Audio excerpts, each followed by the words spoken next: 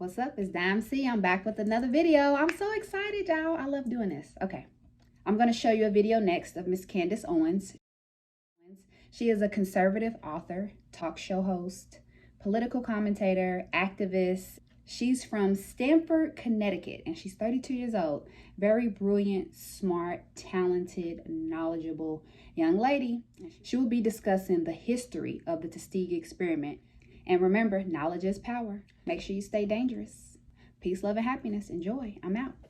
I have an event, a Black History event that I would like to discuss on my show today. It is the Tuskegee experiment. How many of you guys are familiar with that?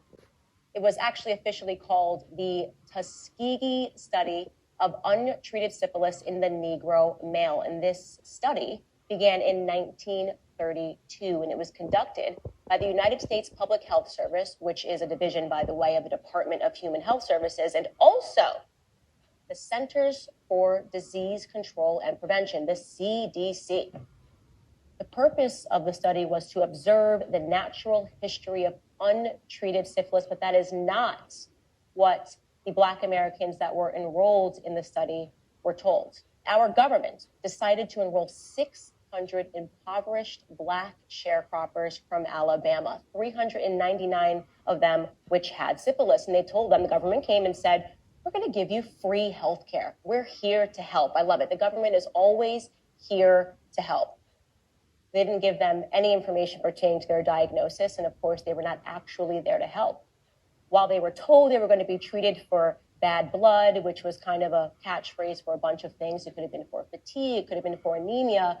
They actually just wanted to watch these men die. That was the purpose. Penicillin became widely available in 1943. So all they had to do was offer these participants a pill, penicillin, and they would have been treated. They would have been fine, but they did not want to treat them. They knew it was effective. They could have saved lives. Instead, they watched them. They told them, by the way, that the experiment was only going to last for 6 months. The study we're doing, it's going to last for 6 months, the government said. We're here to help. 6 months. It didn't last for 6 months. Again, in 1932, it went on until 1972.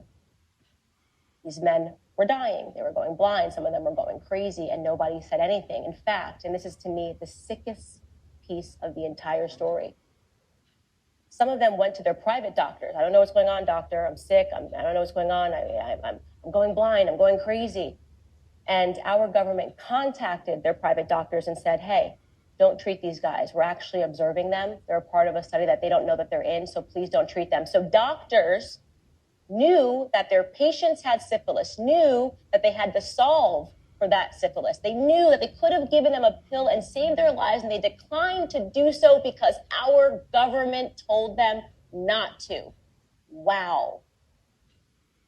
That was until the 1960s, when a guy by the name of Peter Buxton, who was a venereal disease investigator in San Francisco, who was also working for the Department of Health, found out about this experiment. He said, this is wrong. This study is wrong. He expressed his concerns that it was unethical. And do you want to know what our government did? Well, they conducted a review. They said, we should look at this. Peter seems upset. Let's look and see if this is the wrong thing. Maybe we should actually see if we should stop this study. Do you want to know what they concluded at the end? They concluded that actually, no, we're going to keep letting these men die. It's ethical. We're going to keep it going on. The Department of Health and the CDC decided to still let more men die. So that guy, Peter, did the right thing, and he leaked it to the press. And in 1972, only because it was leaked to the press, the study was shut down. Only because people found out about what they were doing did our government decide to do the right thing and stop it. It's 40 years of watching men die. By that time in 1972, 128 of the participants were dead from syphilis or related complications. 40 of their spouses were diagnosed with syphilis, and the disease had been passed to 19 children at birth. It's unbelievable to think about that. It's unbelievable to think that the CDC and our Department of Health, who is supposed to be preventing death, would allow men to die. It took until 1997 for our government to officially recognize how wrong this was. It was actually President Clinton. What was done cannot be undone,